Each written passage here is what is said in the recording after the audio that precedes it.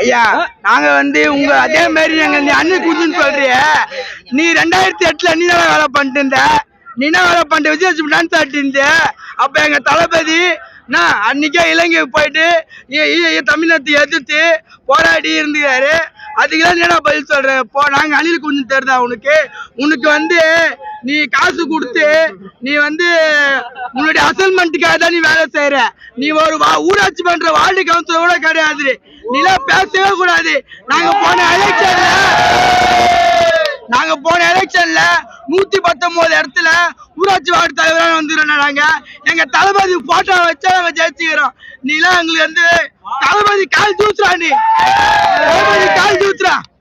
தமிழக வெற்றி கழகத்தின் தென் சென்னை மேற்கு மாவட்டம் விருகை பகுதியிலிருந்து நாங்கள்லாம் வந்திருக்கிறோம். கிட்டத்தட்ட ஒரு 1500 பேருக்கு மேலே வந்திருக்கிறோம். இங்கே வந்து மிக சிறப்பாக இருக்குது இந்த கூட்டம். இப்போவே மணி வந்து 10:30 மணி கூட ஆகலை, 11 மணி ஆகுது. இப்போயே கிட்டத்தட்ட ஒரு 15 லட்சம் பேர் வந்திருக்கிறாங்க. இன்னொரு 15 லட்சம் பேர் உள்ளே வர்றதுக்கு இடம் கிடைக்காம அங்கேருந்து அங்கங்கே பார்க்கிங்கில் கிட்டத்தட்ட மதுரையே ஸ்தம்பிச்சு போயிருக்கு. 2 பேருக்கு மட்டும்தான் போட்டியே. தம்பி பேசு தம்பி, நாங்கள் கொடுங்க. 2 நாளில தான் போட்டியே.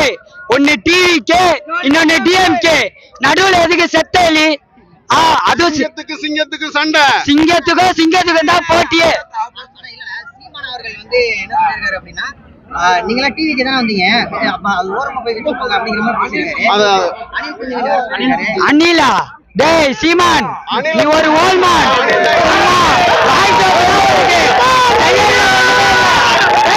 நீ 2026 களத்துல முதல்ல சந்திக்கிறா பாப்போம்.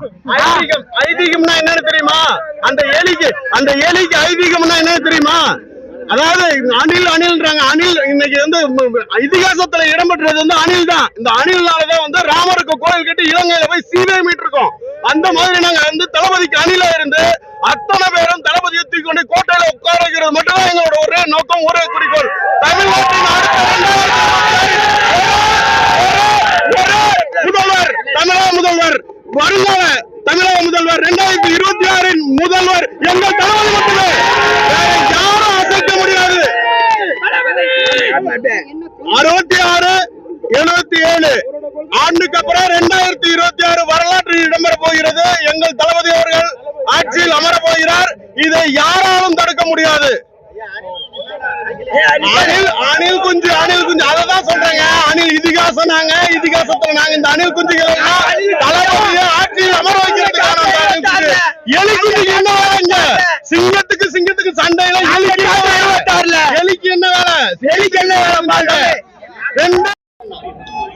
சீமா வந்து அணில்ன்றாரு. நாங்க எல்லாம் அணில வந்து புள்ளையா நினைக்கிறோம். எங்க தளபதியே எங்க புள்ள. நான் அணில் புள்ளன்னு நாங்க ஒத்துக்கிறோம். ஆனா சீமானுக்கு நான் ஒரு புள்ளன்னு ஒண்ணு வைப்போம். ஆனா அதுக்கு எல்லா கமெண்ட்ஸ்ல என்ன புள்ளன்னு வைப்பாங்க. உஷாரா பேசுங்க. நாங்க வந்து சீமானை வந்து புள்ளன்னு கூப்பிட்டா வேற மாதிரி இருக்கும். என்ன புள்ள எல்லாரும் சொல்லுவாங்க. அவரோட கொள்கை என்னது? ஆமக்கறி திங்கிறது, அரிசி கப்பல் சுடுறது.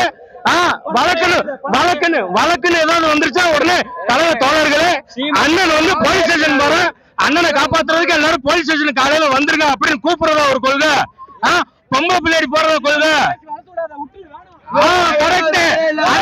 அமைதியா இருக்கும். சரியா? இன்னும் ஆமக்கறி தின்னம்மா விஜயலட்சுமி பார்த்தம்மா, கையில காசை போட்டோமா,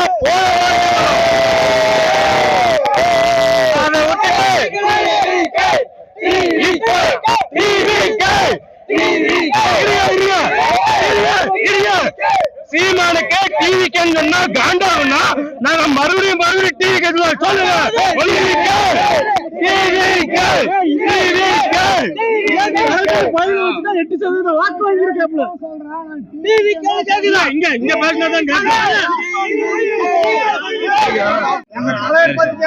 தகுதியே கிடையாது. சொல்லுங்க. தகுதியே இல்ல. ஒரே தளபதியே விஜய் மட்டும்தான். டிவிக்கு 2024 இருக்குவாரு. சொல்லுங்க. 2026 தளபதி வந்து நிரந்தர முதலமைச்சரா வருவாரு. மறந்துறாங்க. 2026 நிரந்தர முதலமைச்சர் தளபதி தான். அதுக்கு மாற்று கருத்து இல்லை. சீமானு வந்து அவங்க என்ன சொன்னாங்க, எதுக்கு அப்படி பேசணும்? தளபதியை பத்தி தரக்குறவா பேசிட்டாரு. 2026ல பதில் சொல்லும் தமிழ்நாடு. சரிங்களா? தமிழக வெற்றி கழகம் பதில் சொல்லும்.